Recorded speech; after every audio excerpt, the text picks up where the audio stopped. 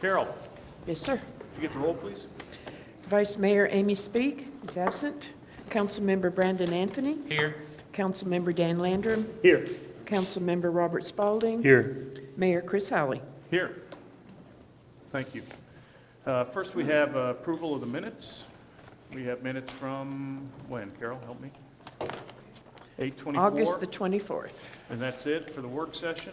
That's it. Has everybody had a chance to review them? Can I get a motion? Second? We got a first and second. Minutes are passed. We don't need to vote on that, right? We just need to motion it through. You think by now I'd know. Before we get into citizens' opportunity to address the council, I want to make two announcements. Number one, three announcements. We had a very nice shiny fire truck out front there, which is our new fire truck that we just received. Plus, the fire station is going to be completed, and we'll have the ribbon cutting at 11 a.m. on October 20th. And we hope anybody that can come to that, please do. It is a gorgeous facility. I've toured it a couple times. Thanks to the chief, his department, Boyd, and the staff for all their hard work in getting that done, but it's something we're going to be very proud of. The front of that facade of that fire station is done after the old fire station that was on the CVS, so hopefully tying a little bit of history back into the community. And the other great thing about it is we've met our obligation to those areas we've annexed, because that was in the agreement. We had to build that fire station. And I think it's going to give us better service coverage. It'll reduce our insurance rate and better coverage to the two schools out there too. We'll have a quicker response time out to the high school and elementary school there. So thank you both for your hard work. And if you didn't have a chance to see the engine, please stop by and see it. Now, the other thing for our agenda meeting, which is, let me give me the date, 26th? Yes. We were planning on this meeting honoring our, 26th at 12:30. We were going to be honoring our high school national merit semifinalists, of which there were 6, and there were 3 runners-up. So there are 9 students we will be recognizing. We would normally do it at this meeting, but since it is fall break for them, we're going to do that at that agenda meeting. They get a pass to get out of school. The principal and their advisors will be here with them, and their parents, I'm sure. But if you could come out Friday afternoon, if you're around, and help us recognize those kids and their accomplishment, I would encourage everyone to do so. Just a note, and it'll be in the commendation when we give it to them. But we had 6 national merit semifinalists, which is the most ever at Signal Mountain. But it's also 2 more than any other school, private or public, in the county. So that's an amazing, amazing accomplishment by our schools up there. And third, I wanted to recognize all the candidates that will be running for town council before we get started, because that are here at least. And going around the room, Councilman Landrum will be running. I've seen your new signs out there. Joe Durek, if you'd stand up, will be running. Thank you, sir. Don Monroe will be running. Thank you, sir. Rick Saputo. Thank you, sir. And Rob Henson. Thank you. Bill Lusk, is that the other? Oh, and Susan Murdoch. And we got 2 other candidates. So make sure you get registered to vote. I think this is the last week you can do so before early voting. Make sure you get registered to vote and help select our next council. It's been my honor to serve on here for the 4 years I have, and look forward to turning it over to some other folks getting ready to run our town. Next, we'll have citizens' opportunity to address the council. Who would like to go first? Ms. Cantrell? Mrs., I'm sorry. Mister's at home celebrating his birthday. Melissa Cantrell, 105 South Drive. Okay, I'm going to quote the first little part of this from a 16-page PDF called Borrowing Trouble. It starts out with fiscal crises have driven water privatization schemes, but these schemes do not actually help governments address their underlying budget problems. According to Janet Verkman and David Vesterling of the Office of the Inspector General of Massachusetts, Privatizing a water system to obtain a one-time upfront payment as a quick fix for a budget shortfall is short-sighted and fiscally irresponsible. Privatization fails to address the reason for the deficit and increases long-term costs for households and local businesses, saddling them with expensive loans and future rate hikes. The New York State Comptroller's Office called this practice budget gimmickry because it provides a short-term cash benefit while pushing costs to the future and potentially increasing public debt. Credit rating agencies typically disapprove of using these one-shots as short-term fixes for budget deficits. For example, Fitch took a negative view of a proposal in Nassau County, New York, to lease its sewer system to fill budget gaps in 2013 and 2014. Similarly, Moody's Investors Service assigned a negative outlook on the county's general obligation debt, partly for using one-time revenues to fill budget gaps. That's the end of that quote. In these meetings, I've heard it proposed that we could use some of the revenue from the sale of the water system to pay off the fire station. I've also read where a candidate for the council suggested that an option could be to reduce property taxes. I think we agreed at the agenda meeting that the interest on the fire station currently sits at less than 3%, which is historically cheap money. So how does it benefit the current ratepayers to basically refinance that money with what is essentially much more expensive money? It would seem to me also that the current town ratepayers will be paying for a fire station that is presently being paid for by all residents of the town, and when all is said and done at a much higher interest rate. As to using the money to subsidize property taxes, that just makes no sense whatsoever. I'll close by quoting a director of the Nassau County Interim Finance Authority. This would be like drawing down the credit line on one's Visa card to pay down one's home mortgage, which has a 4% annual interest rate, which is sheer folly. And that's it. Thank you. Okay, well, hold on, before you go, if you don't mind. I've never heard anybody say we were going to use the money to pay down the fire station. In fact, I've heard the exact opposite, because we need to keep it, number one, it's the lowest rate bond we have, but we need to keep it because of the de-annexation bill that's still alive, continues to breathe. Right. And if de-annexation actually happens, we have to have it in that vehicle to be able to charge back the homes that de-annex themselves. So I don't think it's ever been mentioned that we were going to pay off the fire station loan with that. I think it was just floated. Okay, well, I don't think anybody was serious. I'd never support that, but I don't know if it was serious. I don't know if it was seriously taken. Just Okay. if you were worried about that, I want to make sure you knew that. Your other premise was we're in dire financial needs, which I would argue with significantly. I think we're in a very good position. Well, that's why I was posing it, because okay. that's historically the reason Well, people do that. I understand that. I don't think the reason we were looking at this was because we needed the money. I think it was because of our ability, and we'll talk about this coming up, but our ability to manage that, given what's needed. But we'll have that debate going forward. Thank you very much for your Appreciate it. notes. Next? Yeah, done. Dutton Road out of 7 Cherokee Lane. Gosh, I have something nice to say. I know that. Hold on, Don, let me get it. Are we recording this? Okay. No, turn it off, turn it off. I knew this, and everybody else knows it, but the chief checked me on this. All of our firemen are trained EMTs. For some reason or other, I knew it, but I never heard it publicly mentioned. Anyway, I think that's fantastic. Thank you for mentioning that. Another thing, and I'd like to applaud this council and our staff. I've had several conversations with both our chiefs, and this council, the last 4 years, has basically done everything we can to give the fire and the police what they need, both as far as pay and retention of employees and equipment and everything else. And the job they've done, I think, has been exceptional. So thank you, council, and thank you, staff, for supporting our fire and police. Mr. Durek.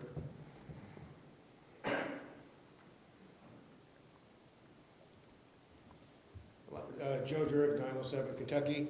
I'd like to thank the police department. I got a chance to ride with the police department on Saturday night. We did the 11 o'clock to 3 in the morning with Officer Bayer, who's the one who did the lip sync.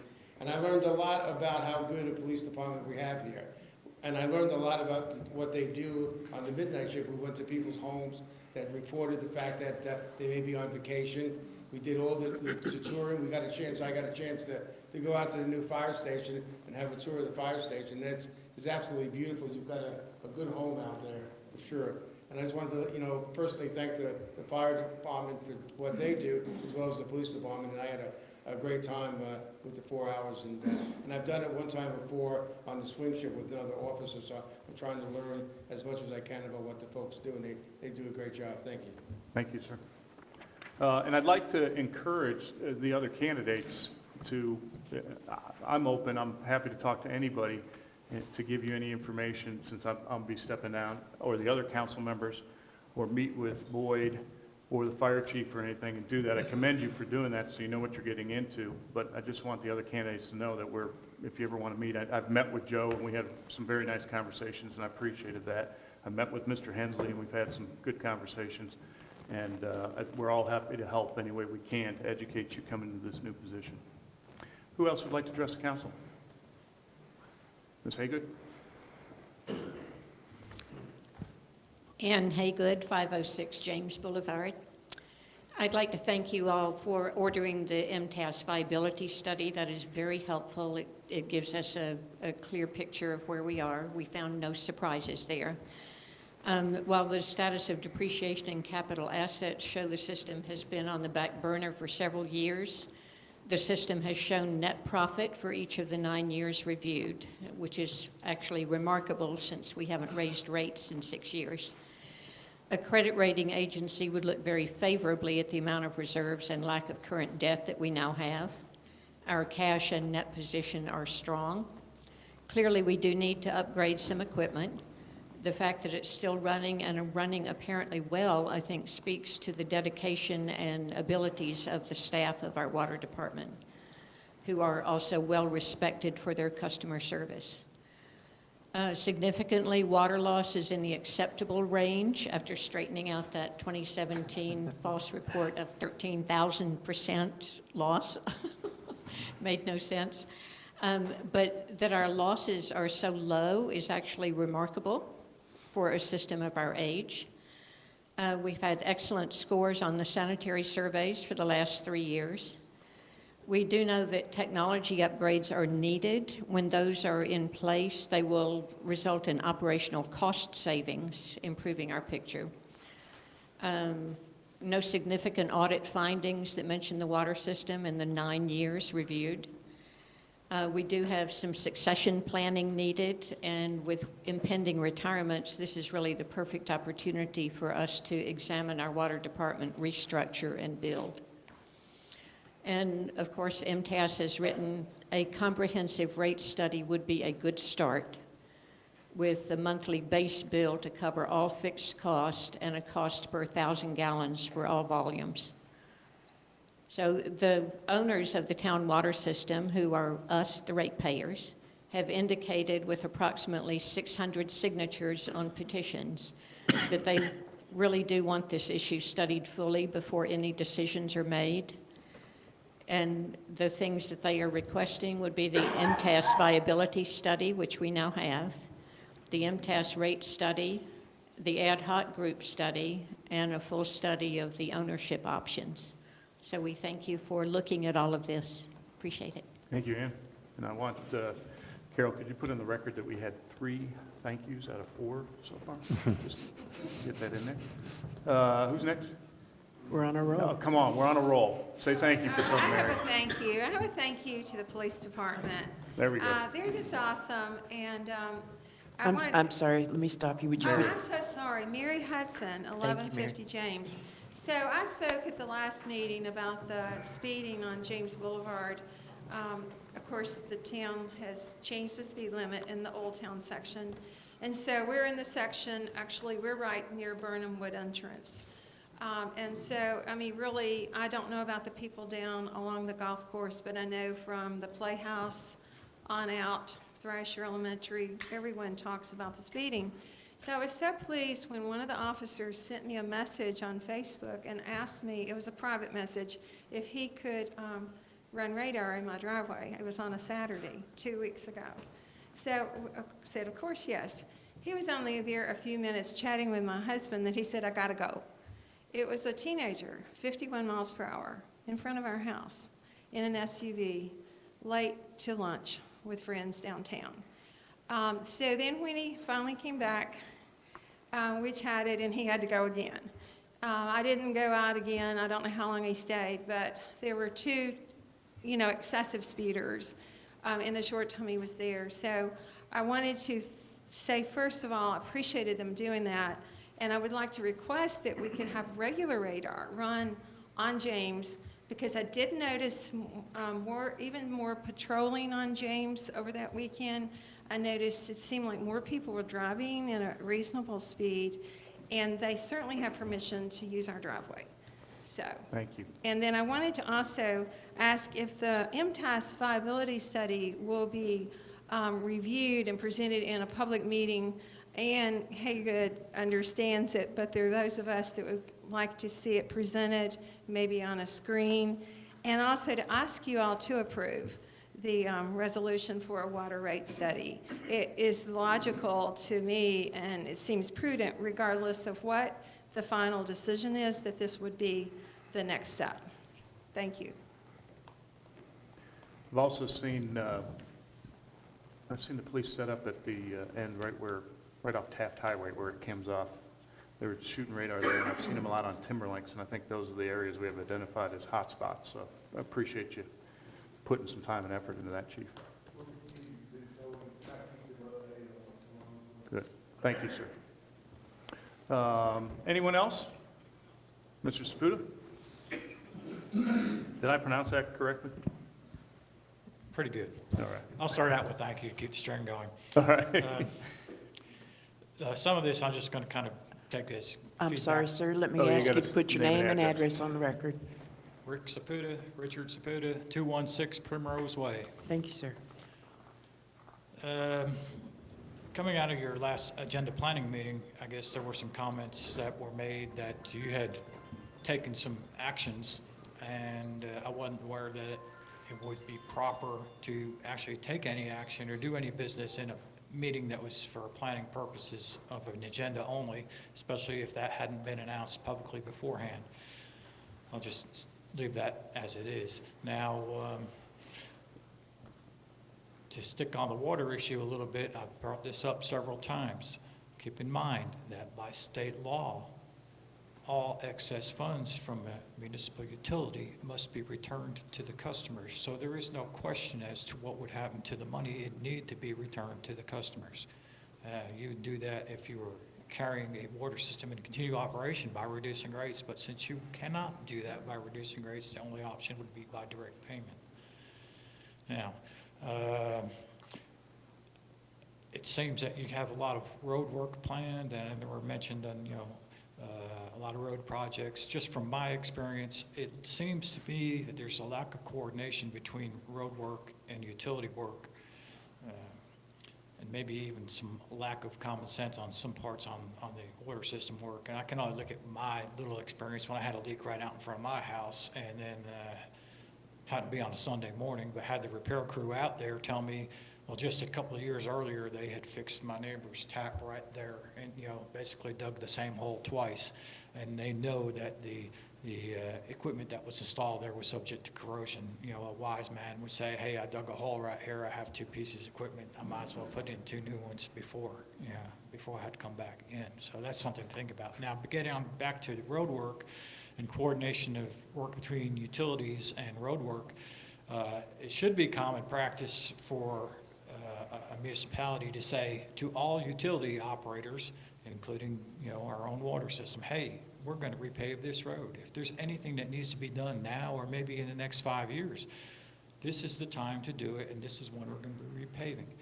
Don't come back and then, 6 months and a year say, we got a big project, we have to come out and dig all these valves or whatever up and tear up all the good work you just did. So I think there needs to be a little bit more effort here, because there was some work done on the water system that, in retrospect, could have been done before some paving was done, and just save a little bit more money, a little effort there.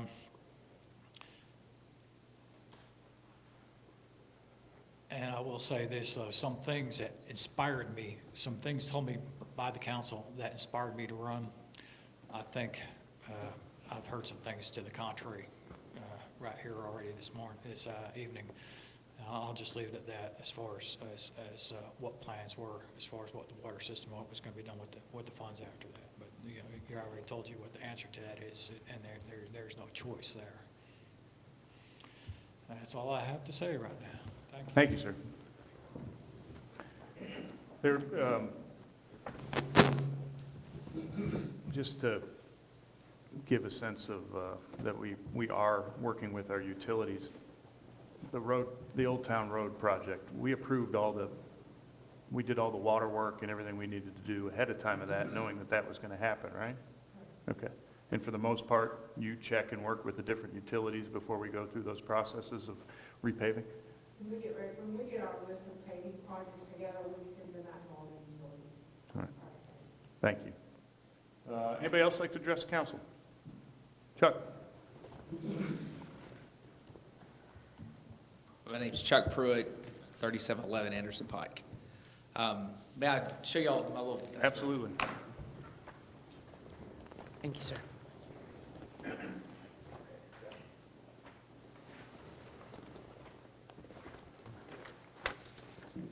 Thank you, sir.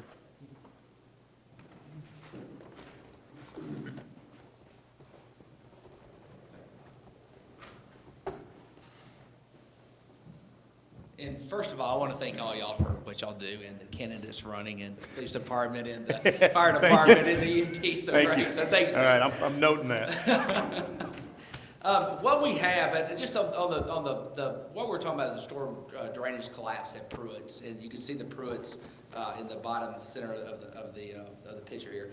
We have fixed the problem.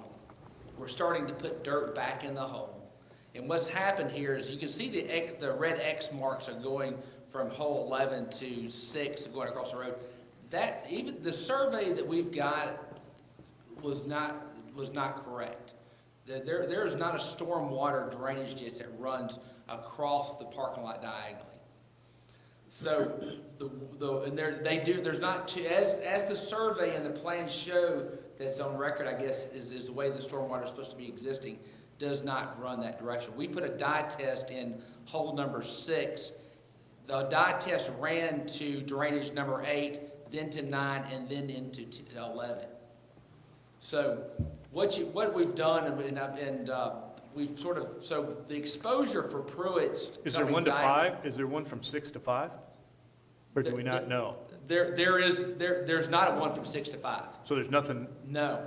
Okay. It comes across at 3 to 8. Okay. Right along the property line there. So looking at, I tried, we actually fixed. Well, there is one 6 to 11 though. Because you got a pipe coming in There from is a that one direction. there's 6 to 8. 6 goes, see the yellow line that I got on the front? No, I see it, but the hole itself shows a big pipe going towards 6, doesn't it? That's what we thought. Okay. But when we dug That's what I'm it just up, trying to, when we dug it up, there's not a pipe there. okay, I just wanted to clarify. It actually, which, you know, the guy, Man Construction who did the excavating was sort of amazed, was amazed that they would connect 2 pipes outside of a manhole, which, what happens, the pipe, something shifted and the pipe bent, so it looked like there was 2 pipes there. Okay. But when we dug it up, there's only 1. So 11 goes directly from the corner of Pruitt's straight across Matco's property into hole number 9. Okay. We repaired, I called Terry Crow and Kyle Berry with Matco. Terry Crow's the head of maintenance. Kyle Berry is actually the executive vice president of Matco, trying to get permission just to put our fencing on their property. Never heard a word from them. Called them a couple of times, and so we went ahead and put fencing on their property, waiting to ask them for forgiveness. We dug as close as we could to their property line and found a good pipe and repaired the pipe onto their property. Is that Joe's property as well? That is not. That is not? No. Okay. No, That's who. That yours is Matco on. is actually from, I think it's the Handy Andy family. but, you know. Okay. And so we It's just just never. odd that corner's cut out of that piece. So we got about like 20 feet of exposure to that point, and then it goes across the Mapco property, back onto our property, it looks like, and then back onto Mapco property, and then runs up to the, runs across the parking lot parallel to Taft Highway. All I'm saying is there's a problem that probably needs to be addressed pretty soon, and I think it's something bigger than just, my problem. I thought it was, but you've got, the drainage coming around from 10 is pretty much the Brown Estates drainage coming back onto our property. But it's just something that I think we need to be looking for down the future to address. So does everything that runs into 10 then run into 6 and down to 8 again? That's exactly right. Okay. Is that, because Brown Estates goes outside of our. It's in Yeah. Walden. So does WWTA come into this at all? Not on stormwater? Okay. We've looked and this may kind of explain some of the issues we've had with trying to identify any easements that have been recorded or, certainly nothing that's ever been dedicated to the town. It's not there. So frankly, this doesn't surprise me that what we thought was there may not be there because there aren't even records of what's there. Can we give Mr. Pruitt any direction or help, or what can we do? What can we do as a council? You're talking about water running from Walden into the town. Well, but it's not all that. It's not just 10 to whatever, but is there anything we can do to help out? Well, I guess if we had. Is there anything we're legally obligated first? If there is a dedicated right-of-way to the town, then there would be another issue. If there's a dedicated right-of-way to Walden, there would be another issue. And I think that's the problem. Apparently, there's not been dedicated right-of-way for either of those entities on how they would deal with the stormwater associated with their property. And so that's one of the problems. Chuck, what's your ask? That's good, Chris. We can do this for a Christmas present. We'd love to give that to you. If I had the right to give that to you, it'd be great. I don't even have the right to give it to you. Chuck, what's your ask, though? All I want to do is just bring acknowledgement that this is, the thing about it is, it's my exposure is a lot less now than what it was. This was looking probably a $300,000 fix. It's going to be around a $40,000 fix. Business interruption going across the parking lots was an issue. All I want to do is just make sure that that the town's aware of what's going on, and if my reaction and I tried pretty hard to get in touch with Mapco other than to go into their facility in Brentwood, Tennessee. But if that collapses there and is on their property, Then it's theirs. yeah, but the problem is probably not going to affect them until it affects other people right there. No, I understand. I'm trying to. So I'm just trying to think, I'm just trying to be a good corporate citizen saying, hey, listen, this pipe collapses, I'm going to flood somebody across the street or flood somebody else out. I just want to make sure that, that there should be something that has, I think it looks at more like waters of the state or waters of the city or someone else other than just one sole owner. If my lease wasn't constructed the way it is and I'm responsible, even though I don't own the property, if I was a landowner and someone else came in there and we lived out of town, that could collapse and probably there's no right-of-way or drainage that gives the right for it to come through the private property.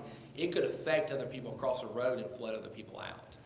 Back to what you're asking. I'm just bringing y'all aware. I just want to bring it up. Is there anything we can do? I think one of the candidates brought up before, while you got the hole there, let's do it right. We did the best job we could. What happened is we went back with the exact same pipe they went back 40 years ago. The problem I would try to go back with a concrete pipe that would go in, but what happens, the manhole that's existing there would only accept a steel pipe.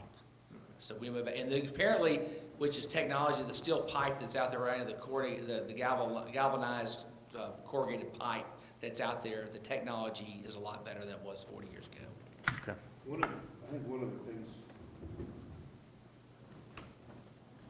of the things we could do, since you've experienced this issue, is if you'll send me the contact information for the folks that you've communicated with at MAPCO, I think we could, even though it is private property, we're aware of it, we could send them a letter from our stormwater department and say that there has been an issue downstream of this drainage, and with similarly aged facilities, we would highly recommend they test and address any issues they have in theirs. And whether that has any weight or not, I don't know, but we can at least then document they put on notice of associated issues adjacent to their. Okay, I'll send that contact to you, great. Okay, all right, It's thank also- you. Thank you. Oh, go ahead. You also have the aspect of private cause of action against the adjoining property owner. If they're damming it up and not allowing it to go through, that's another issue, creating a civil nuisance on your property associated with the adjoining property that's stopping it up. So that's another issue potentially that you might have as well.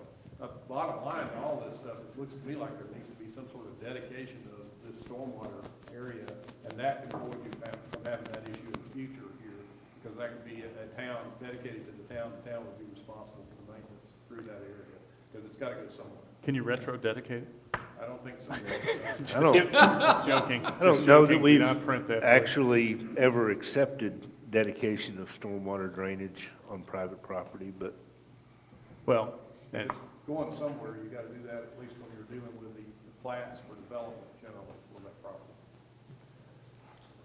Do periodic dye tests, would that help also identify potential leak points if there was a small leak to prevent a major problem like I this? don't think so. I mean, it's 15 feet in the ground, and so and that's what made it so tough. And so you never have you see seen a it. hole over there? Yeah, Yeah. huge. Dan, you had something? It seems like the next step is to figure out the right-of-ways, right? And- Well, I think and we're get- pretty clear on the right of ways. I don't think we are we? I mean, the thing about it just seems like it's too much water coming through one person's property to. Right, and so to that's- be yeah, I responsible mean, for. if you look back on the documents that we have been able to find back in the 70s, there's a document that shows that there's a box culvert coming under the highway, and it specifically says drains approximately 50 acres. So back that far, there was water coming from the Guthrie side of the highway to the Pruitt side of the highway by design. And Loretta has contacted TDOT and asked them for any plans or anything that they have for the highway to try to determine when that box culvert actually went in, and then could determine from that.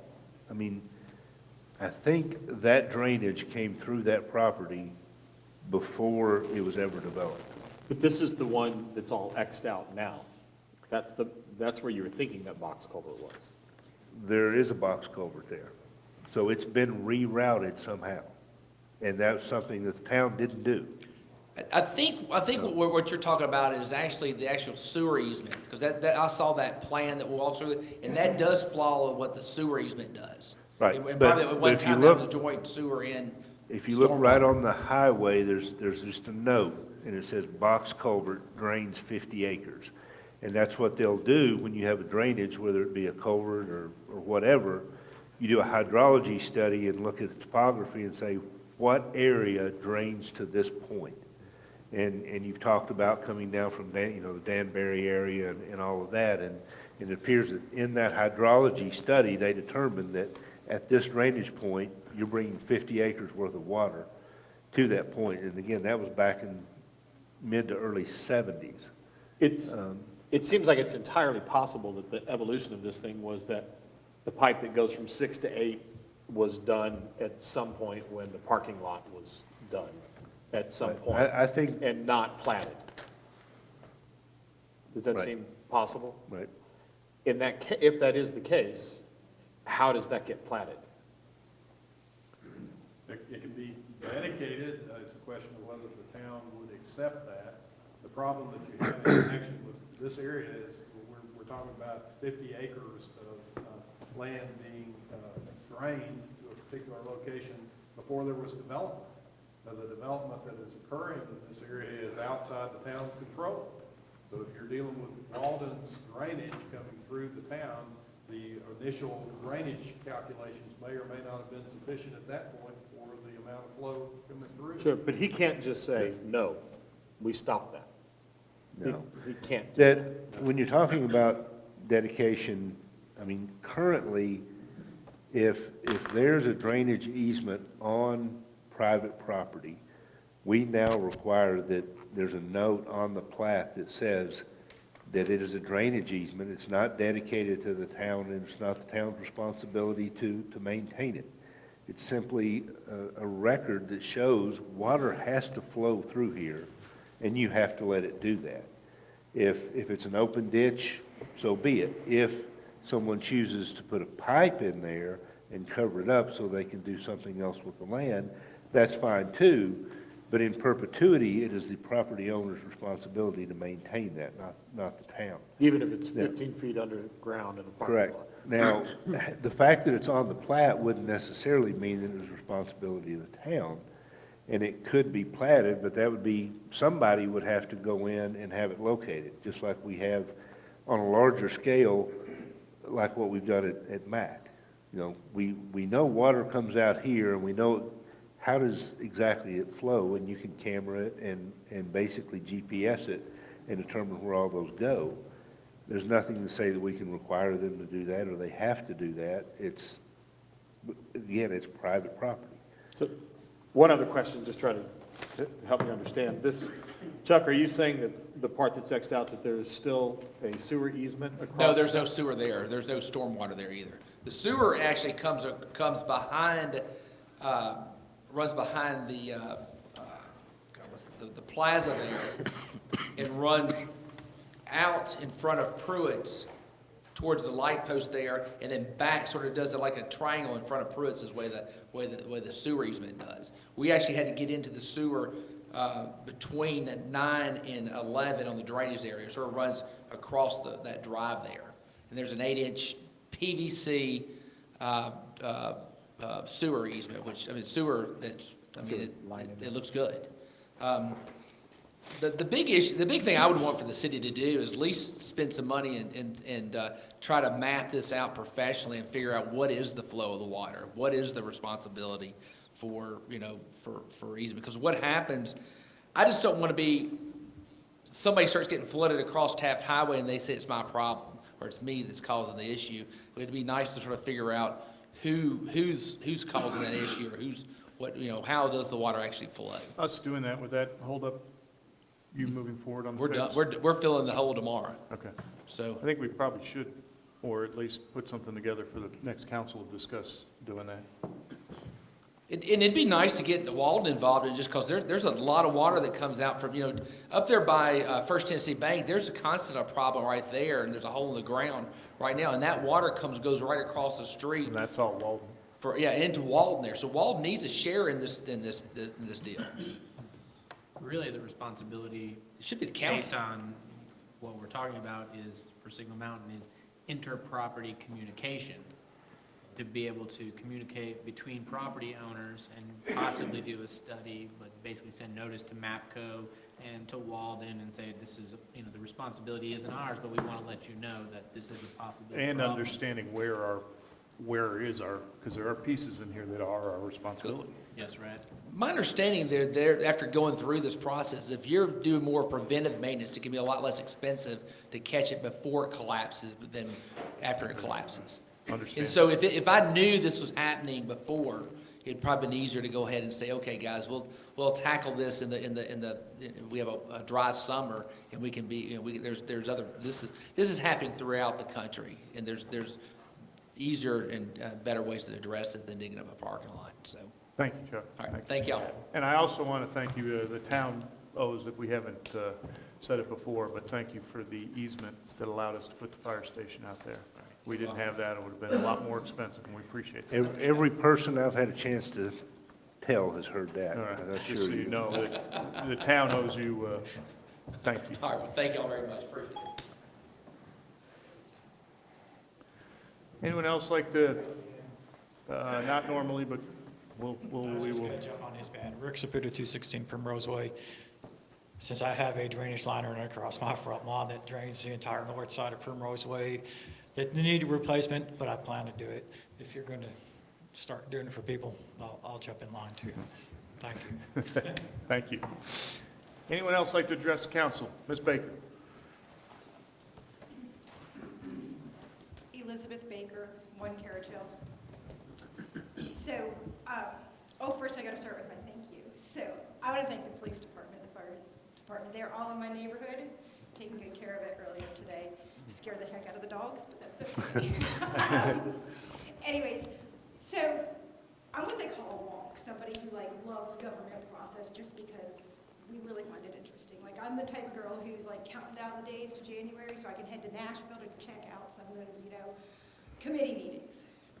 But in this obsession of mine to get to really understand government and the workings and really respect it, I came across something that was written in the town charter that I had a question about, which is, it says in the town charter that we are to have a state of the town address once a year. Now, I've been here for over 3 years now, and I have yet to hear one or know of one. And I'm just wondering, is that part, it's part of the charter, which is a policy, so it should be happening. Is that happening and I'm not knowing about it? Is it something that we've gotten away from and the charter needs to be changed to reflect that? What happened to our state of the town? Do you want to hit that, or you want me to hit it? Well, the state of the town was given, I know, by Mayor Lust on a number of occasions on there. The provisions of I'm trying to look and see if there's a provision in the charter that says that. Was looking for previously the sections regarding special meetings to council, which have occurred regularly, monthly by ordinance for a period of time. The agenda sessions actually occur on one meeting out of the month, and then there's a provision for a regular meeting and a special meeting, but I haven't looked at it. I believe it's under the provision of the mayor. Okay, under the mayor, let me look.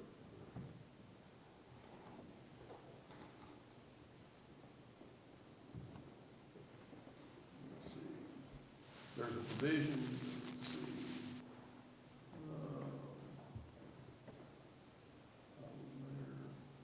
Mayor is recognized the head of the town government for all ceremonial purposes. For a vote, vice mayor shall act. It's not under section 3, the normal section for the mayor. Let's see if I can find a special state of the union reference. I don't think Mayor Lust did one in his last, and I know Dick G. didn't do them. And I think we always treated them as the budget meeting was kind of the summary of what happened the previous year. I'll have to do some looking on here because it's not under the powers of the mayor. I don't think we have I a, can't believe I can't quote you what section it is, Oh. because I'm that person who's like, oh, I don't I'll know- take line number 22 on page 6. Yeah, it's under duties. Under duties. Yeah.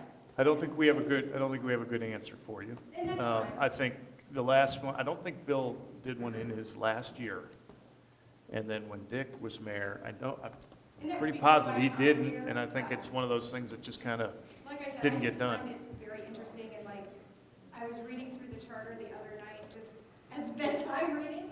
as a I mom read does. War and Peace, you read the town charter, I understand.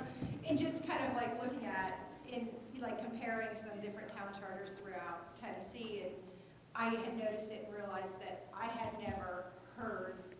Well, I've got about a month and a week, and I can have the 2016 address next week, and I'll do the 2017 after that. No, I'm teasing. But thank you very much. Well, thank you We'll for address your it. time. Thank you. Anybody else like to address the council? All right, thank you all. Moving on. Resolutions. Approval of purchase of road salt. Resolution number 2018-66, a resolution authorizing the town manager to purchase road salt from Morton Salt under Tennessee State Contract number 54019 for amount not to exceed $14,000 to be used by the Public Works Department for the town of Signal Mountain. Can I get a motion? First, We got a first and second. Boyd, can you tell us about this? This is in keeping with our general practice. It is state contract. This will give us bulk supply for preparation for winter weather. What do we do with excess? We keep it. Keep it? We housed in a covered facility. What's our inventory now before we buy this? We used about as much last year as we bought, because of what we had in the store. We didn't have a very bad winter last year. I thought we were moving more towards the pickle juice or whatever, beet juice or whatever. Brine? The brine. Brine, sorry. We do that as well, it just has kind of a different function. You can use the brine if you're getting ready for a storm, that you know is not gonna have rain ahead of it, Okay. but you still have to have salt, and you need to keep that on hand as much as, you know. So that has And- not necessarily reduced the need for salt, because I know salt And does a lot of we damage to. we make the brine, which we use the salt To make for. brine. So Sweet. All right. Is there new storage at the new facility for that? We've had a storage facility at the Public Works Yard for years. But it's the same one? It's the same. Dan, anything? We all good? All those in favor say aye. Aye. Any opposed? Carries 4-0.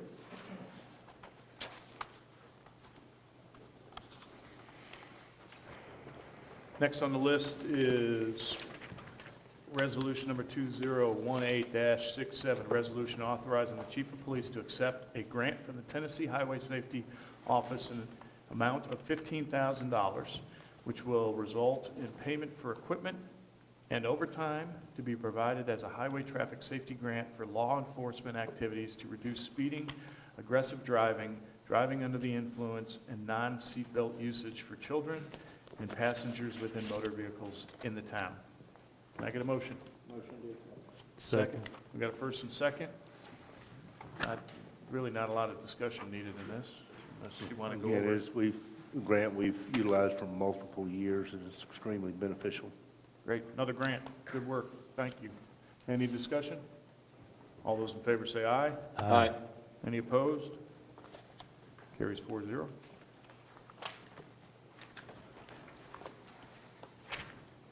Next, we have resolution number 2018-68, a resolution authorizing additional funds for the contract with Higgins Construction for culvert replacement located at 933 Whippoorwill Drive in the amount of $4,262. Can I get a motion? Motion. Can I get a second? We have a first and second. Boyd, will you fill us in? Yes, this is one of the stormwater projects that we've undertaken in recent months.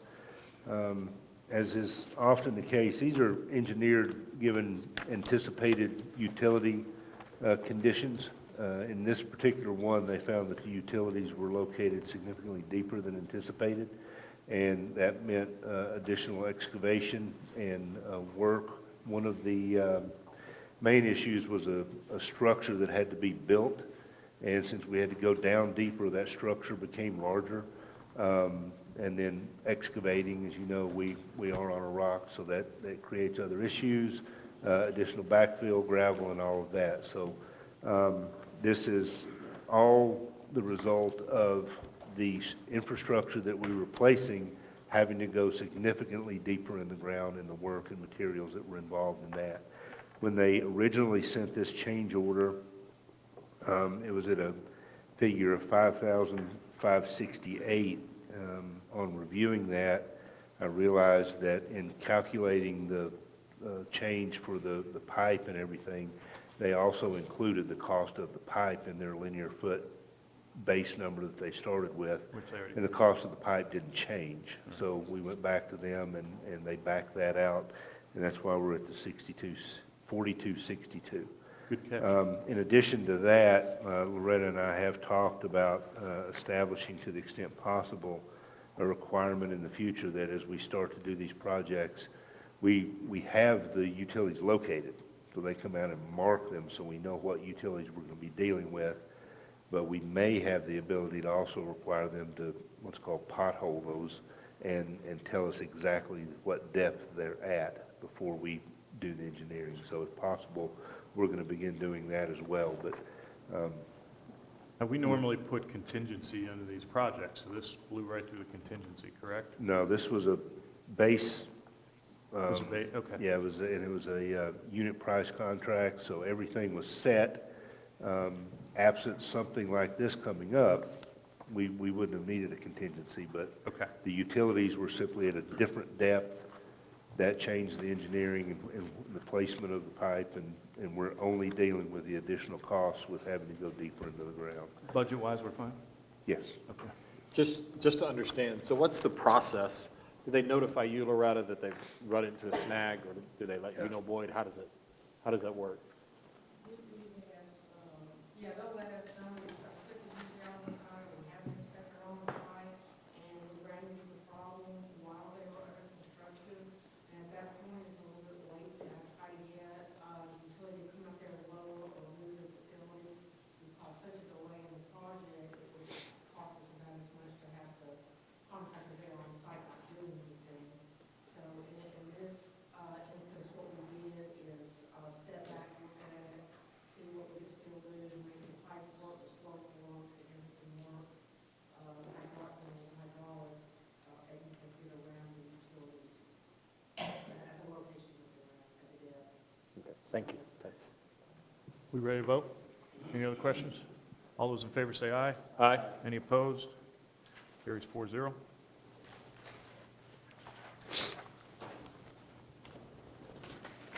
Next, we have resolution number 2018-69, a resolution authorizing the town manager to engage the multiple technical advisory service to conduct a comprehensive water rate study for the town of Signal Mountain water utility for an amount not to exceed $3,000. Before I ask for motions on this, we had said we would only look at this if we felt we were prepared to move forward at the agenda meeting, but we wanted to have it on here so we'd be prepared.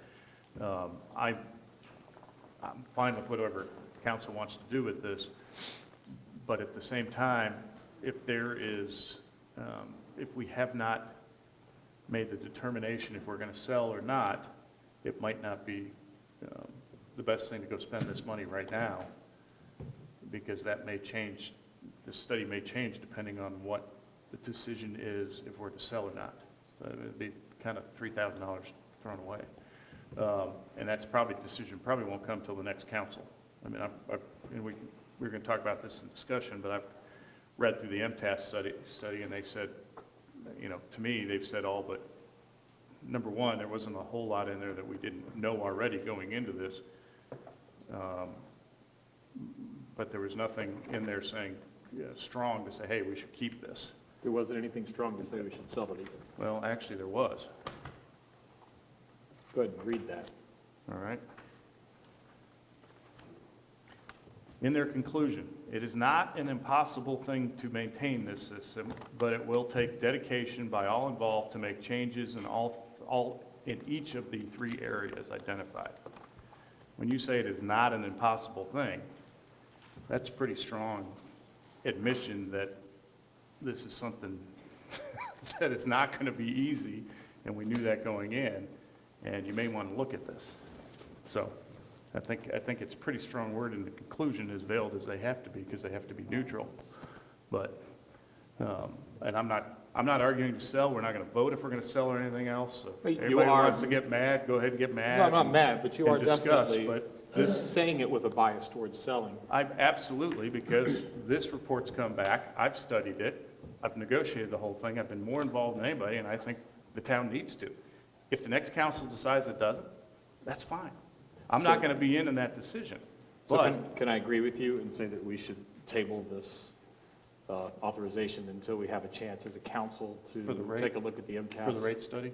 Yeah, Yeah. until we have a chance as a council to look at the MTAS study and thoroughly discuss it and make sure we all understand what the implications are. And I would also like to find out if we could get staff to find out from MTAS, if we approve a rate study, what are we obligating ourselves to as far as feeding them information? What sorts of things do they need from us? Could you find that out? Yes, I've already made that request. I don't have the information yet, but I've asked them what would be asked of us to support this study. And as soon as I get that information, I'll forward it to council. Do we need to hold a special meeting to discuss the MTS study? I think I heard somebody from the public saying they wanted to hear, can we invite somebody from MTS down? We can request it. Brandon, you got time in the next couple of weeks? Okay. Well, I thought you had said that maybe this is something that probably should be held until we get a new council seated, so the new council could be fully involved. I'm not talking about making a decision. We as a council asked for a report. They brought us a report back. I've read it. I've drawn my conclusions on it. I'm sure they're different than yours and Ann's and other people's here, but it's still a public meeting on record after this report to have them go over the report they did where we can ask questions, and I would think that would be very helpful to the next council. Right, to the next council. That's why I think it would be good. I'm not against it, but I think it would be better if we waited to do that until the new council is seated. Because this is going to be one of the biggest things the new council deals with. If the new council needs additional information from MTS on that, they can request having another special meeting. I've been involved with this for 4 years. We've been discussing selling before that. I've been very involved in negotiations of this. I'm not going to dump it with one month ago. I'm not saying make a decision, but I still want to go through finding the facts on this. And I think the public deserves that, because we have not raised rates in 4 or 5 years because we were looking at doing this.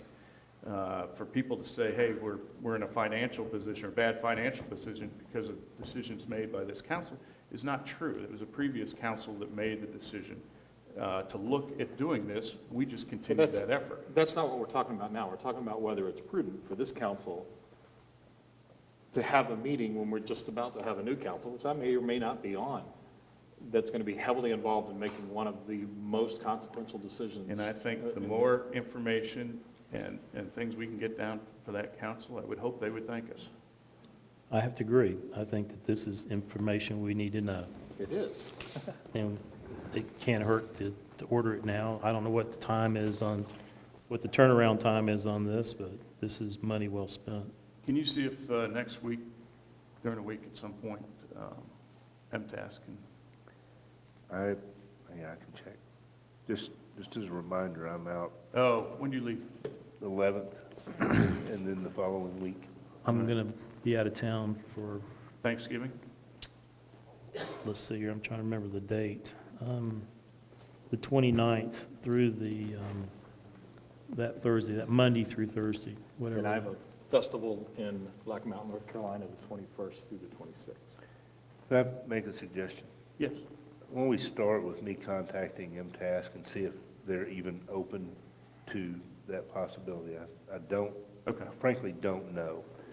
I think the report is what it is, and I don't know that they would engage beyond that. So before we get too far down the road, I think that's a simple question. Okay. And then I can communicate that with council, and you can determine if you want to try to schedule from there. Well, if they feel it's not necessary or they're not going to come up, do we want to have a meeting where we discuss what we believe we read in that? I mean, I think it's pretty straightforward.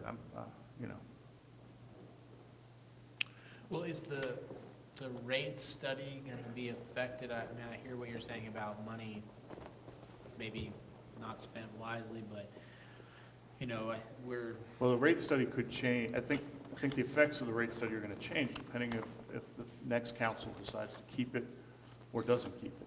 If they decide not to keep it, it's pretty straightforward. The rates that we put together on the thing back in July that's public record are right out of those contracts, so it's not like those are going to move a whole lot. The rate study is not. Where would we've not had a rate study. No, my question is doing the rate study, because when I read that report, I was under the impression that one of the things they said is that rates are going up. No matter you buy, you sell it, you keep it, whatever. Is the rate study what's going to determine that one way or the other? No. No. Well, there's an elephant in the room that should be addressed. If we were choosing to sell, then we are obligated under one of the contracts to raise rates before we sell it a certain percentage. Okay. If we decided to keep it, rates might be more or even less than that. But they're going up. But they're going up, but. So regardless, rates are gonna go up no matter Absolutely. what we do. Right, As- and as we rates had, do. and talked to us and how the system's been profitable for the last 8, 9 years. That's a little bit of a falsehood. Yes, it's been profitable. That's what the report says. But it's, no, I understand, let me just finish. I was halfway through a point.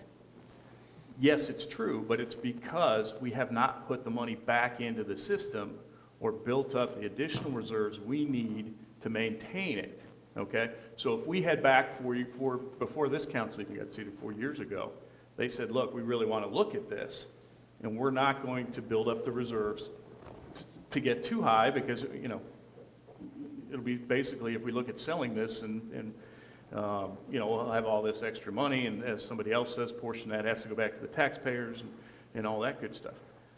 It was more, can we handle it? And, hey, we're not going to touch the rates, and we're going to leave them down. We're not going to build it up to where we need to properly maintain this. So yes, we had a 5-digit profit in most of those years, but it was because we weren't putting the money back into the system. While at the same time, we hadn't had proper rate increases. If we had been putting money back into the system, we That's still my would have had point. the profit. Right, that's my point. Because that's what we're required I'm not to saying do. it's not a profitable system. I'm saying it's nowhere near that level, because this has really been on hold for 4 years as we discussed it. And we decided not to raise, I'm talking for past councils, they decided not to raise rates until a determination was made. I mean, how many times did we extend the temporary contract for, we extended that thing like 3 years, you remember that, 3 years in a row, because we kept saying, hey, yeah, this is going to go out, we're going to look at it. This is not positive or negative, it's just history, okay? It's not, I'm not for it or against it, it's just history.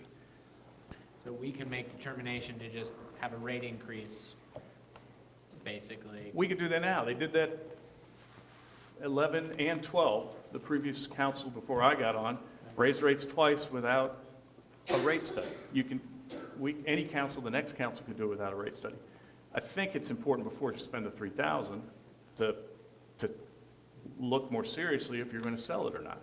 This was not. My question is, kind of goes along with Dan. So Dan, let's say, pushing this to the next council, okay, fine.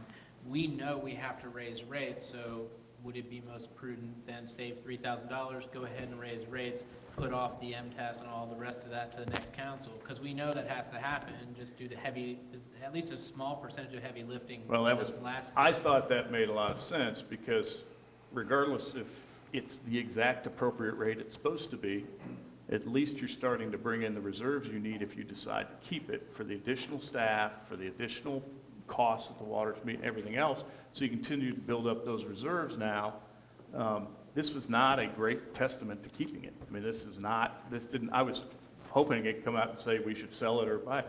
It's not a great testament either way, all right? And I think the longer we wait on it, you know, at least we've been the bad guy for the next council and put the rates near what they're going to be or supposed to be going forward if we keep it. And if we don't, then they can raise them or tweak them however they want once they do a rate study based on that study being on what's actually going to happen. Yeah, because you said that we have to raise rates whether it's sold or kept, correct? I mean, is that a determinable number without doing a rate study? No, not without doing a rate study. And in order to find out what it would cost us to keep it, we need to have a rate study. In order to make the proper decision, we need to have the rate study. And you have to understand what it's going to cost to keep it before you have the rate study, because that's going to determine the rates. If we need to hire this many people at this much and we need this much in equipment, this is what we're going to need in reserves to pay for it. So this then is how much the water costs and how much we're going to need to continue to bring in to compensate for the ownership of that system. It's not the other way around. it's a combination of all of that, Chris. We need to know how much income you need in order to do X number of repairs over X number of years. We have a timeline that, of repairs that needs to be revisited all the time, because that's how those things do. They're 21-year studies, and so you move it. It's time for that to be looked at again. No disagreement. We have a we have an organization, it's a professional organization that figures out rates. They would give us information that would help us understand if we're going to keep this, this is what it's going to cost us. But then we also get to look at what's the value of it if we keep it. What's the value of it if we keep it and we make the improvements and we think about selling it in 10 years? Is it worth 20 million? Is that a better investment? But we don't know unless we're running it properly. And we have employees that have done an amazing job without getting money fed to them much. But Let me finish, please. Sure. We have employees that have been making this system work without it getting a lot of love from us because this question has been on the table. And the question was on the table not because at some point something in our system broke where we said, ooh, wow, we can't do this anymore. This whole thing came up because a company came to us and said, hey, we'd kind of like to buy your water system. And they're doing that across the country. And is that inaccurate? Is that inaccurate? What started it was realization that we needed to do things better. We went to them first or they came to us Nope, first? we did not, but that's not, them coming to us isn't what started it. You said what started this was. All right, well, let me ask What that. started this was, I went to council after being in this position about a year Okay. and said, we need to do some things better. And I've that's got your some job. concerns. Yeah. And that's my job. Yeah. And we started looking at that, and we started looking at options. What do we need to change? One of the things we started looking at was, what about the prospect of contracting maintenance and operation? From that point, we had somebody come in and say, well, I understand you're looking at this. Yeah. Yes, And they didn't. yes, and they said, well, we would like to present a possibility of purchasing your system. And these So that's- conversations occurred before I was on Right. 4 years ago. The idea of selling After- it was, Yeah. came from an outside entity. That's, The idea of changing how we do business and doing it better is what started Was the at whole least- thing. but that's it. your job every year that you're in this job. Right. In every department. Right. So that is not a catalyst for And- selling and- it, that's a catalyst for let's do a Right, better exactly. job. If the prospect of selling it hadn't come up, I would be 4 years down the road of doing what I need to do. Right. It's that simple. Right, and so thank you. And that's basically, I think, where we sit now. So we're almost at this place. We've gotten good, solid offers, and thank you for your work, Chris, in that. We've gotten good, solid offers, but what I don't think we have a good handle on, and the end of getting this full picture, is a rate study. But first, we need to look, as a council, at the report that has come to us and the information within that, and digest that, and see if we want to go forward with the rate study. Does the rate study return two numbers? Does the rate study will return a single number, basically? This is the rate, and that's what I'm trying to figure out is the rate study is not going to return two numbers saying if you sell, the rate should be this, if you keep it, the rate should be, Just keep. it'll just return a keep the water system. Correct. And I would venture to say that they wouldn't even do that now. I think there'd be a large parameter of them saying, there's so many facets of think this that's and so many exactly what they things do. that could happen that your range is going to be from X to Y. And you need to increase it between this percentage and that percentage going forward. So I don't think they give you an exact number where it needs to be. We're asking them to do that before we've done, if anything, I think needs to be done is an outside study, outside of MTAS that says, here are what the expenses are going to be, here's what your costs will be, here's if we project it out forward, and then you'll know exactly on the timeline with the improvements and everything else, what you're going to be putting back into the system. We have a pretty good idea, all right? Is it locked in concrete? No. We've done a pretty good job of projecting rates. Are they off a little this way or that way? Probably a little. But I think we've done most of that work to this point. Dan doesn't agree with the work I've done. That's fine. That's his position. But I think with the knowledge and what we've always done in the past, not having a rate study and everything, I think the decision, you're going to have a lot better result from that rate study if you decide what you're going to do beforehand. Then it's going to be exact, then you're going to have exact numbers coming back to you. We're going to keep the system, Well, all right? where I'm sitting now, again, I'm in such a short period of time, you only get one chance to sell the cow. Once it's sold, and I think the next council is going to determine that. Yeah. I definitely see that this can has been kicked down the road far too long, and with regards to rate increases specifically related to inflation and some other things, and I think we could tackle at least half a loaf, if not the whole loaf, with regards to the rate increase, even if it just directly proportional to inflation, you know, drawing it in line at least at some point in a short period of time before the next council, because they're clearly going to be the one that's going to have to chew on this. Boyd and staff did a pretty good job of laying out. Go ahead, you go first. One of the things we need to think about is that, as somebody mentioned, one of the proposals is based on, both of the proposals initially were based on our current rate structure.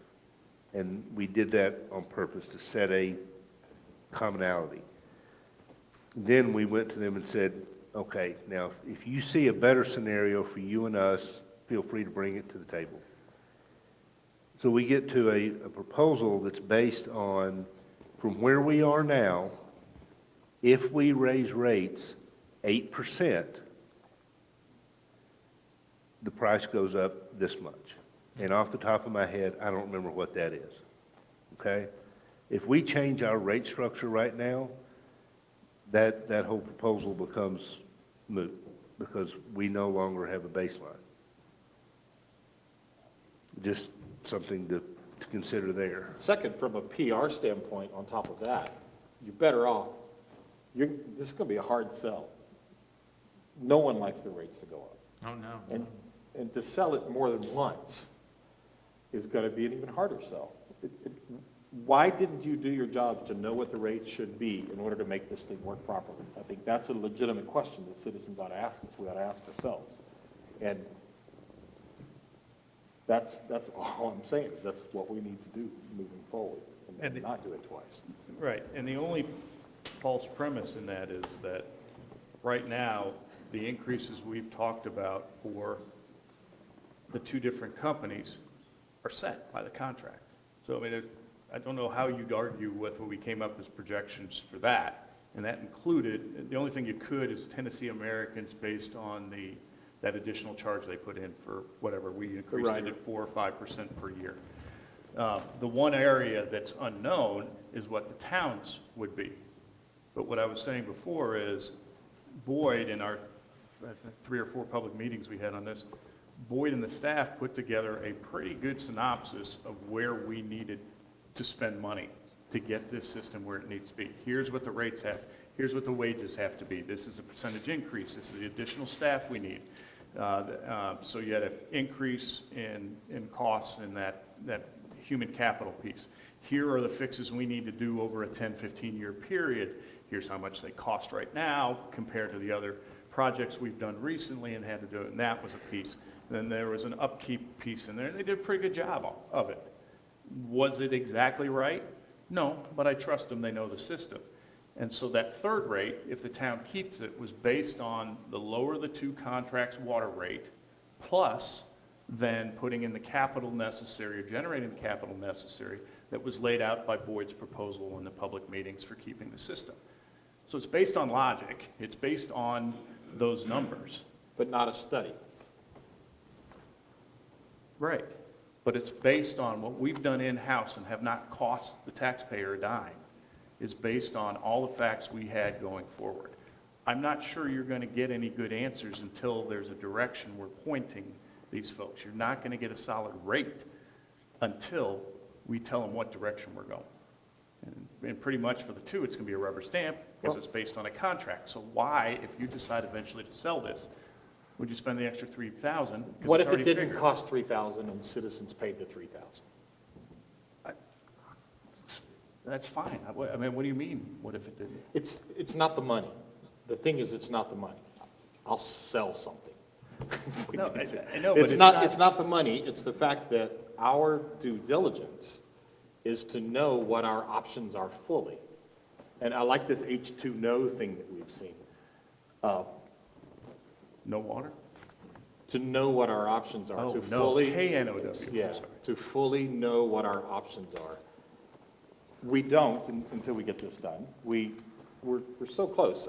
I would like to make a motion that we direct staff to do exactly what Boyd said he's trying to do anyway, which is get the information to us as quickly as possible as to what the council's responsibility would be, the decisions we have to make going in. Because it's not just that we say, hey, guys, do a rate study. They are going to ask for things back from us that we have not prepared yet. Is that correct, Boyd? That's my understanding, and I think I talked about that in the work session, and one of the things that I see as a positive is that it really kind of forces that discussion about where will we set wages and what are we willing to do to expand staff, and how much do we want to invest each year in general maintenance and capital asset improvements. And so it gets us to have that discussion so that we know from that perspective what maintaining the system moving forward looks like. Because they won't be able And to. then based on that, Right. they can say, well, then, Until here's you where have we that. think your rates need to be. Right, until you have that, they're not going to be able to get you raised. Right, so can we do that? I move that we follow through with that plan. I'm not sure what it was. That, That we have a couple meetings and decide if we're going to, on the payroll and stuff? I don't understand what the motion was. As I understood it when he was talking, I wrote down, direct the staff to get info from MTS about what information we need to provide to do rate study. Is that what you want? that's my motion. That's what I've already begun trying to get, so I think that's So what we you're already need in to the do. process of it? You have a first, you have a motion. I'd like you to do that, too. You want to second his motion?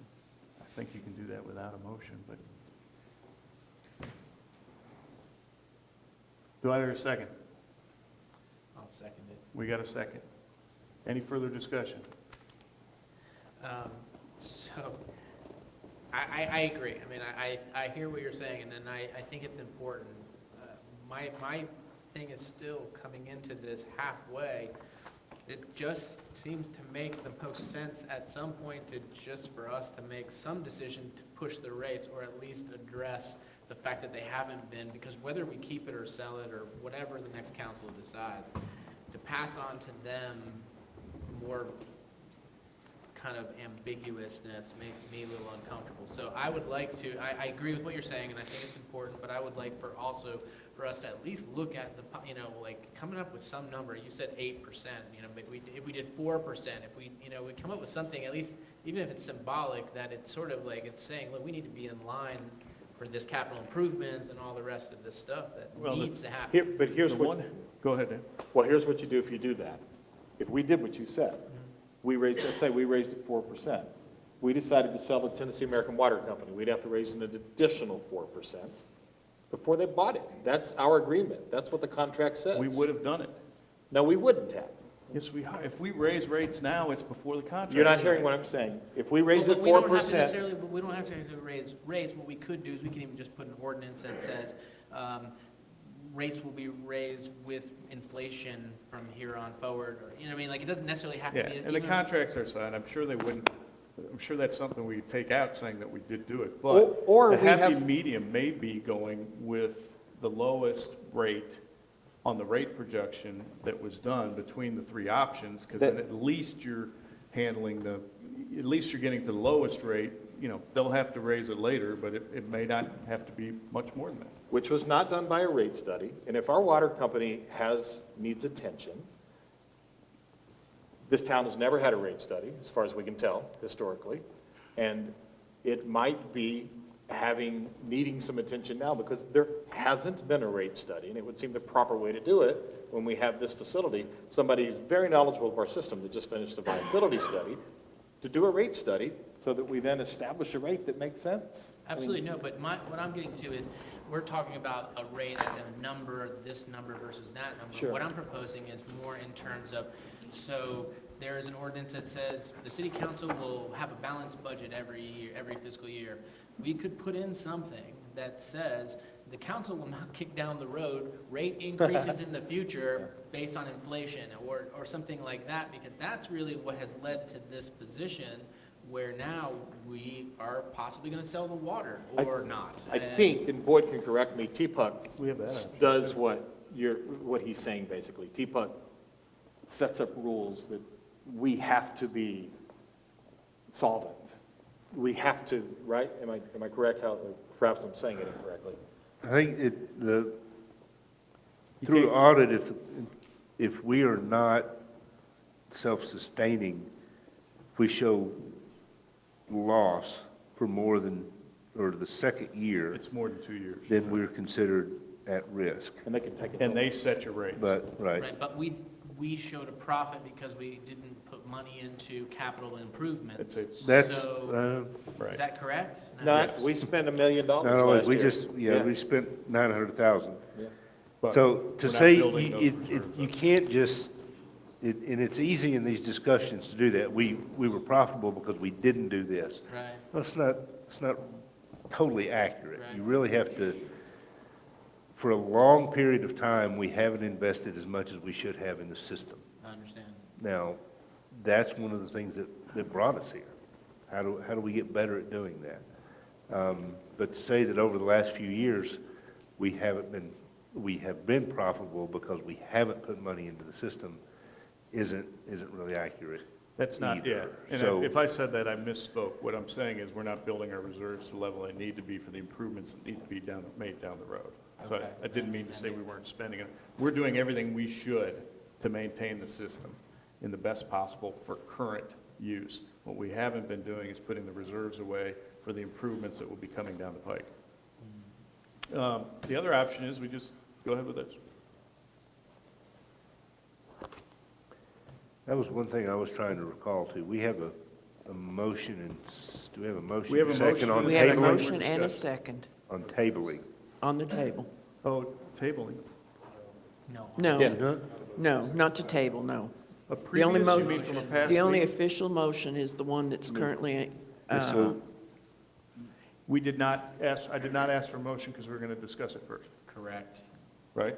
No, there was So no there motion. shouldn't be one on- The on the- motion is on on the- Dan's. Okay. no, when we first started the discussion, Dan did mention that he would like to table this item, but it was just a discussion thing. He Okay. did not make an official motion. So we have a motion and a second on asking staff to ask MTS Direct what we staff need to to get them. information from MTS about what information we need to provide to do a rate study. Is that what you want? I think that's what we need to do. Okay. Do you want this, At some point, I think that is a good thing to do. but not now? I think we would be best advised to find out exactly what's needed from us, Okay. and then, in turn, find out exactly what we will get from them. We have in general terms. With the $3,000 option, and I agree with Dan, it's not about money, considering what we have available in the water fund, $3,000 isn't the point. Right. I think they will. We have to tell them what we see this utility looking like moving forward in terms of operation and commitment to investment and all of that. I think they then tell us what a rate is based on restructuring our rate system so that we don't have minimums. We have a base fee and per gallon usage, which is going to be a significant change in how we calculate things.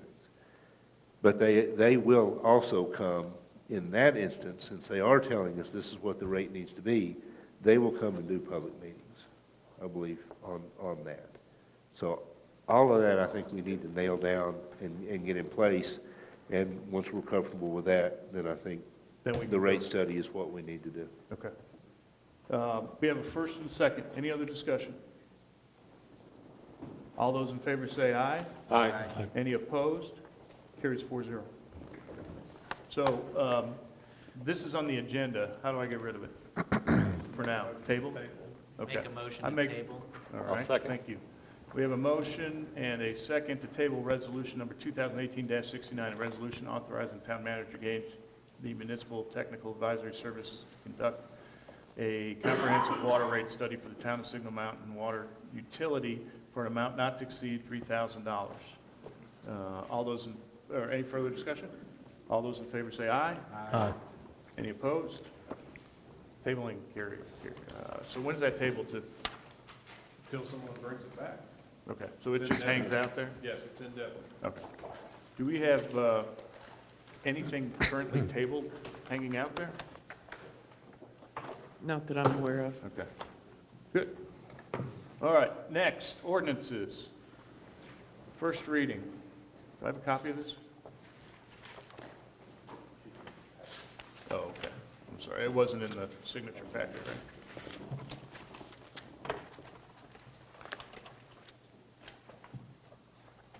Got it. Ordinance, amend livestock regulations, first reading. It does not get a number because it's an ordinance with the first reading, correct? And an ordinance to amend Title 10, Chapter 1, Section 10-103 of the Town of Signal Mountain Municipal Code in reference to keeping livestock in town. Do I need to read the whole thing? No? Do I? No, I don't want to really. Do I have to? You've read the caption here, you can ask us and we can tell you some of the. Yeah, why don't you tell us some of the highlights, I don't have to read the whole thing. Over the last several years, we've had multiple citizens inquire about being able to have goats. Excuse me, did you say goats? Goats. Just want to be sure you said goats. Goats. Greatest of all time? This is really a similar process to what we did several years ago with chickens. Chickens. We have same interest and, suburban and even urban farming is something that's moved beyond the trend and is widely accepted. We have been fairly hesitant in the town to embrace that.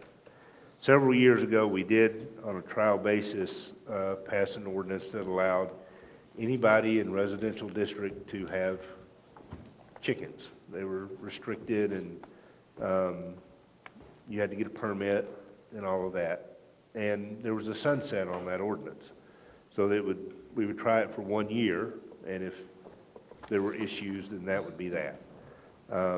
There weren't issues. We now have quite a few people that have permits, don't have any problems with it or anything else. Again, we had some folks come up and ask about goats. They actually scheduled to the planning commission and then they didn't show up, so we kind of initiated the discussion, and I pushed it a bit because frankly I'm one of those people. But again, understanding the potential downsides in working with the planning commission on this, we tried to be very careful about what that trial might look like. So what this ordinance does, it actually takes some of the information out of zoning in residential estate where livestock is allowed. It copies that into the municipal code, and that's not changed. In those zones, you can have equines and goats, full-size goats. So it's copied into this section of code as well, but we did add nuisance provisions for that, so that even in the residential estate areas, if your livestock creates a nuisance to your neighbors, we now have a mechanism to deal with that. Okay, so that's the only change for horses and large goats and stuff like that. The second section of this is for small livestock animals.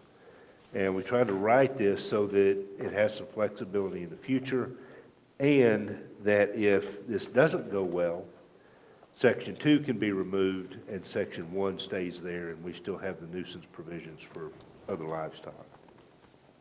So really the only thing that we're changing is for small livestock animals. And by small livestock animals, right now, the only thing that qualifies are miniature goats. So things that won't be over 30 inches tall or weigh more than 90 pounds. The only place that they will be allowed is in single-family residential properties. It doesn't go by zoning, so this isn't a change to the zoning ordinance, but it's tied to single-family residential properties. The minimum lot size for that is 2 acres. So it is pretty well limited. There's not a ton of those out there. If you have 2 acres, you have to have a minimum of 2 because they are herd animals. So with 2 acres, you can have 2 of them. It takes an additional ½ acre for each additional animal over that. So in my instance, I have just under 4 acres.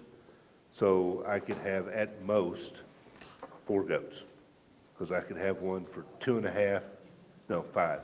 2.5, 3 acres, 3.5 acres. I don't have 4 acres, so it limits that. So when you get into that area, when you're looking at even pretty good sized properties, you can only have a few.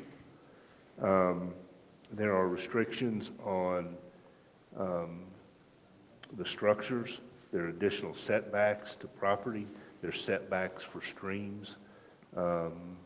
And the same nuisance provisions are in place. So if they create an odor, if they make too much noise, any of those things, we can address it, and if you don't correct it, your permit can be revoked. So it's simply an attempt to try something that over a period of time, quite a few people have asked about, and do it in a safe manner that minimizes our exposure, knowing that there are some downsides to these things. We've tried to protect against that.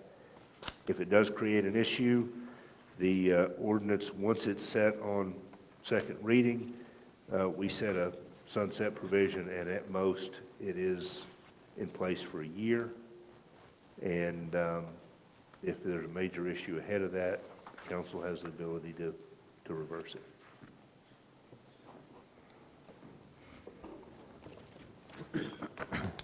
Do we have to have a public hearing on this too? No. Okay, so this is one just to It's read. not a zoning change, it's changed the code. Okay. Can I get a motion? I move we accept the ordinance. Second. I got a first and second. Further discussion? So all animals, equine or otherwise, have to have permits? Yes, Just the property or each animal? the property. Right. You still can't have goats, and you still can't have swine or sheep in the town. Those are the only ones that are. What? I'm sorry. That doesn't seem fair to the swine or sheep. Swine or sheep are exempted. There actually is a provision that says in residential estate, you could go to the Board of Zoning Appeals and ask for a different type of animal. So again, we are keeping things very limited and moving forward very slowly. I think that's biased, but I'll go with Crossing it. our fingers for pygmy llamas, Yeah. though, coming up soon. Any more discussion? All those in favor say aye. Aye. Any opposed? First reading of the ordinance passes 4-0. Good. Next, we go on to discussion. Economic Development Plan. Whose topic was this? Mine. Good. I was seeking approval from the council to allow me to work with staff to define an economic development position with the goal to present a complete idea to this or future councils so that the council can utilize the position as a liaison with the business community. And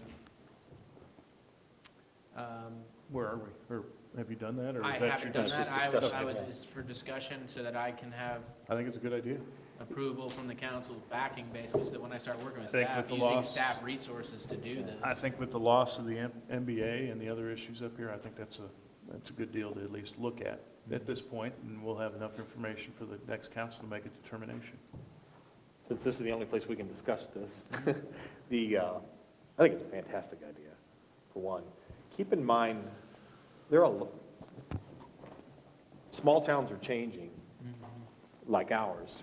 We're bedroom communities to most people, but now we're bedroom and home office communities as well. And So on my street alone, out of the 10 residents, 7 of them are people who work from home.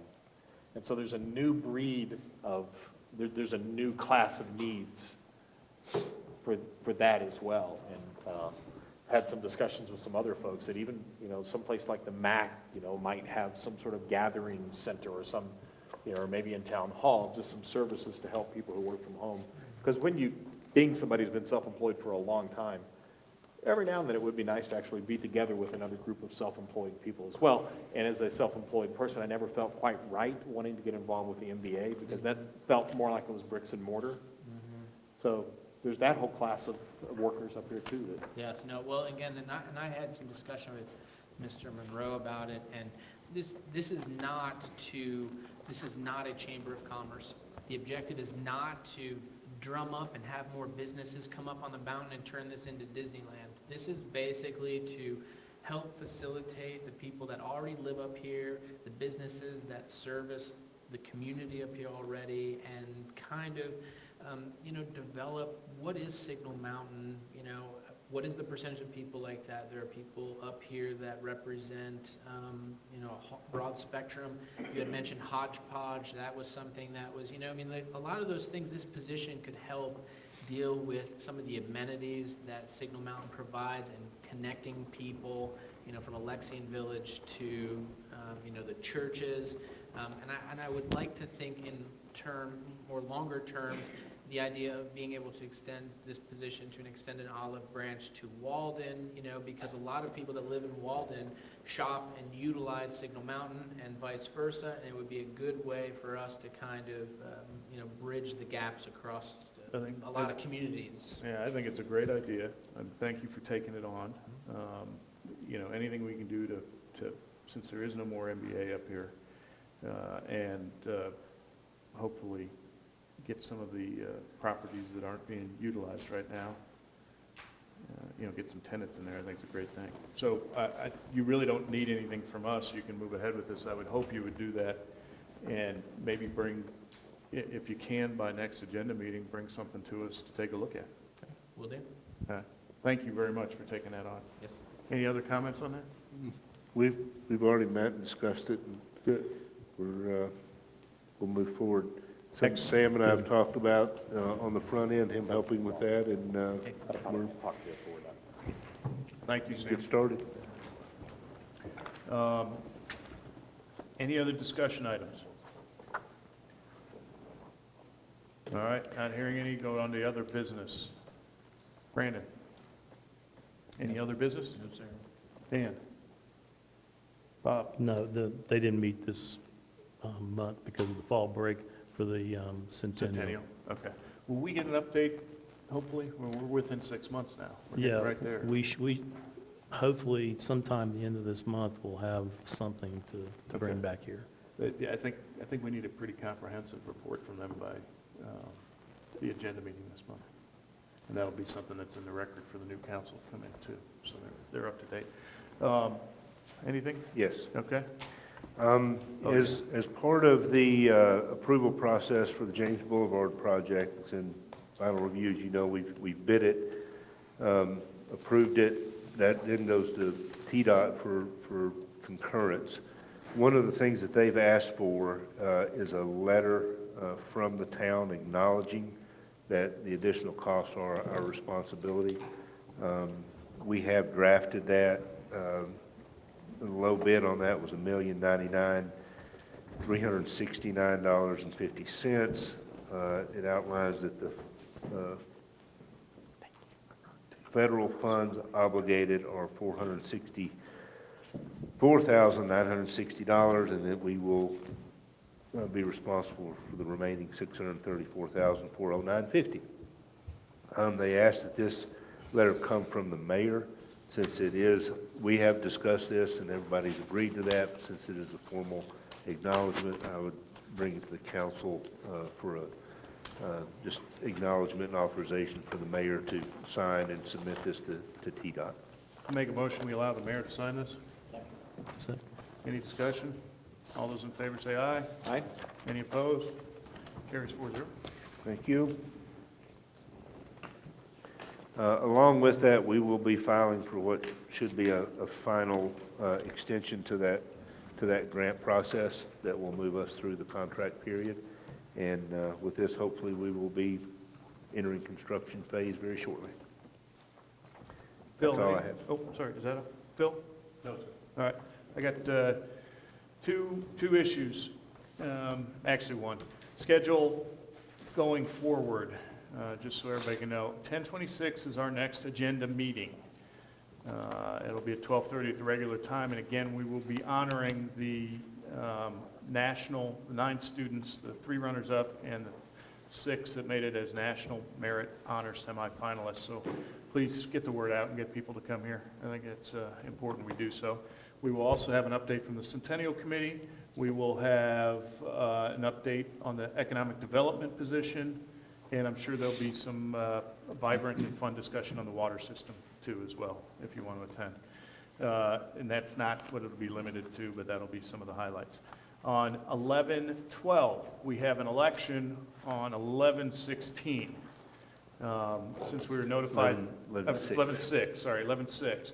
Since we were notified last cycle that we were not properly installing people into office, the installation of folks from that 11/6 election cannot be done until the, what is it called? The results are So the certified. results are certified.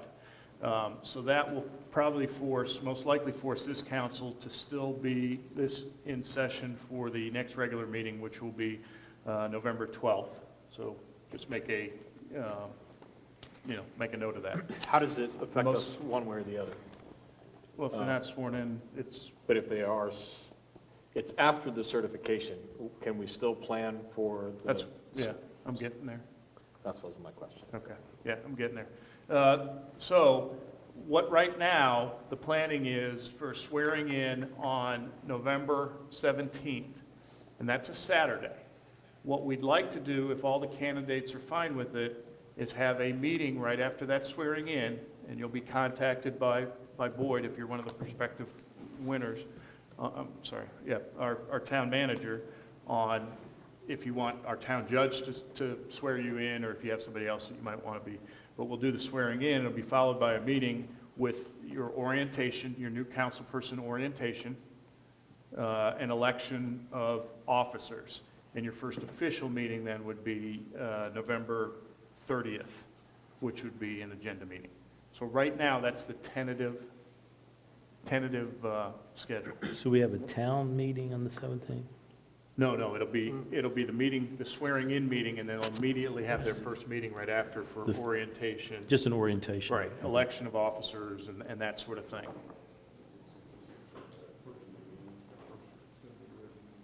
Is that right? Isn't that what we? The election of mayor and vice mayor Not may until- need to be at a regular meeting, regularly scheduled meeting. Well, we But did we're it- checking. We did it, we've done it twice at the agenda meeting. But that's a regularly scheduled Oh, okay, meeting. because it's, Not, it doesn't, okay, all right. So It'll I'm be sorry, end so of we May. mayorless between the time they're sworn in and then? That That's- doesn't make sense. that's always the case. Is it? Has it always been?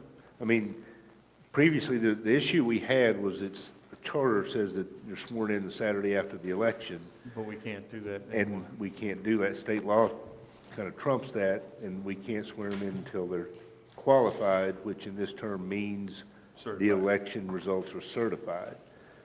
But regardless, they're sworn in, and then it's at the next regular meeting, regularly scheduled meeting, when the election of mayor and vice mayor occur. The charter says after each regular election, the town council at its first meeting shall elect from among its members, officers of the town will have the title of mayor and vice mayor. So Well, its first meeting would be the 17th if you're going to hold one. So it doesn't doesn't say regular regular. meeting. That's what I was asking Okay. them to check. All right. Before we got too far down the road. What if the certification gets done before the regular meeting? we'd have to schedule a meeting. You'd have to schedule, Enough time to give notice for everyone to come. you'd have to have one Saturday because you got to get sworn in and have your orientation before the first meeting. So I don't- if So it you're- does, you're- if for some reason they certify it by the Friday after or Saturday after, that's fine. Well, this council will be done. Our last meeting will be the 11th, 10/26 or whatever. Do you But see we an- have to schedule, it was a week and a half last time.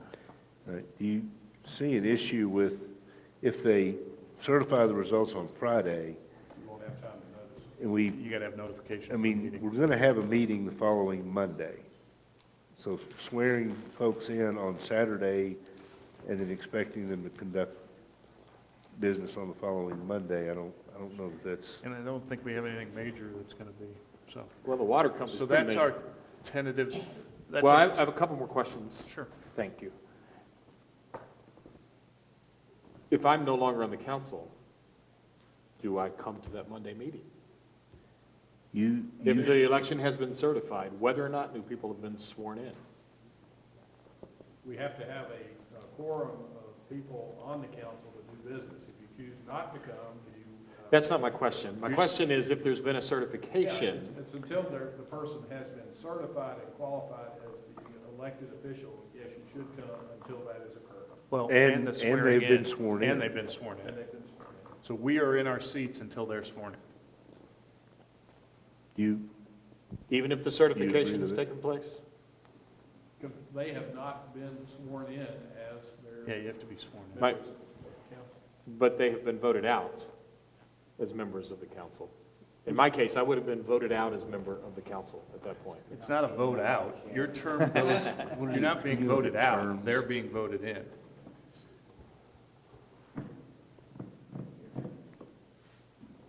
I mean, I know it's a glass half full, half empty thing, but it's back up the other way.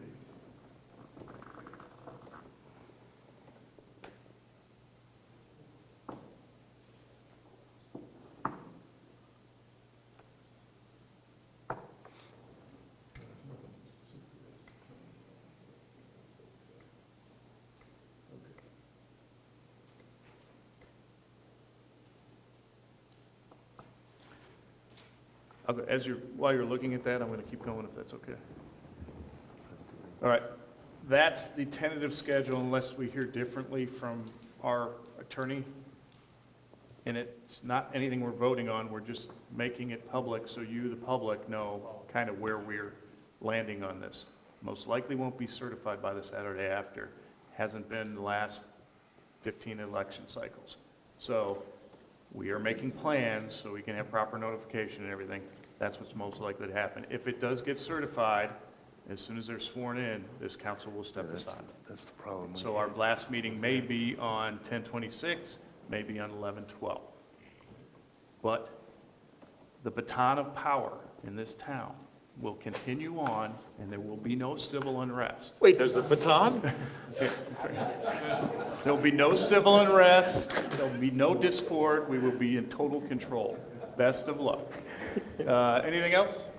Well, All right. I'd like to hear from our attorney. Sure. I'm trying to read the provisions of Article 4, which reference town council, Section 1C, talking about election and terms of folks. This in 1991 was our logic at that point in time about how things work. We're having to deal with state law issues on the aspect of election that have occurred since 1991, talking about when you are actually qualified and able to go forward. But it says specifically in the code on here that everybody's supposed to be elected at large. The two candidates receiving the highest number of votes will get a term for 4 years. The next 3 candidates shall be elected to serve until their successors are elected and qualified in an election to be held on the first Tuesday after the first Monday of the year. So it's got to be election and qualification. Qualification is determined by the election commission, and whenever that has occurred, then you can actually fill the office. It then says the newly elected council members' term of office shall begin at 10 a.m. on the first Saturday following their election. There's got to be election and qualification in order to be able to be That phrase is what That's a caused problem all of our still. issues, is instead of saying, as we have like with the judge, once you're elected, qualified, and seated, which is sworn in. Correct. Our phrasing was, once you're elected, qualified, and at this time on this day, you become in office. But my term is until the new person is qualified. Correct. The person is qualified by the election commission, not by the swearing in of the new person. That's correct. So therefore, if I voted at the meeting and I was no longer a member, that vote would not be, that's my point. We still have a problem. By our charter, that's the case, but I'm not sure what the state statute says. The bottom line in all of this is that your position, if you choose to attend, if you vote in a meeting until someone is elected and qualified, you are still a member of this council. But my point is, if they're qualified before we have the opportunity to have a swearing in, which is, and it happens before the meeting, I am out when they're qualified. That's what it says. It's just the other person's not sworn in. That's what he's saying. If you don't take the oath of office, you're not sworn in. If I get elected and I refuse to take the oath That's of not what, office. that's not what the attorney's saying. He's saying qualified. Until you Elected, satisfy qualified, which no, is- not satisfy qualifications until you're elected and qualified. Qualified is a term of art, is a legal term of art, and it has to do with the election commission qualifying the results of the election. Is that correct, It'd Bill? sure be nice if we had actually defined what qualified was in this provision in our charter in 1990, and we did not. I would significantly say that if you haven't accepted or taken the oath of office, you are not qualified. That seems extremely logical to me. Let's wait and see what we got first. And then Well, we need to fix this. So, You we'll can't wait fix to hear this back before- from our attorney. We what? You can't fix this before the election occurs. But we can make it be an agenda item for our next work session so that we get some new wording for this thing. Can you Fix put it in there? That, So I can that- close this this is meeting? wording in our charter. It's wording in the charter, so then we've got to go through We're gonna have MTS to go and through. the You state. can't do an ordinance to resolve this. It's got to Right. be a private act revision. of This the happened, charter. If this not- happened when you were elected last Would- time. They I sent us a understand. letter saying we Would- couldn't do this, this is what we had to do. I know that. While I'm asking MTS whether or not they will conduct a public meeting or come to a public meeting, can I inquire to the election commission as to what their legal position is on Qualification. qualification? Yes. If, And also, get the letter they sent last time. It said we were being bad boys and girls. Anything else? And you'll let us know? yes. All right, tentative schedule unless it's changed, and we will also discuss any changes if those come about prior at our next meeting, which is the agenda meeting. Adjourned. Thank you all.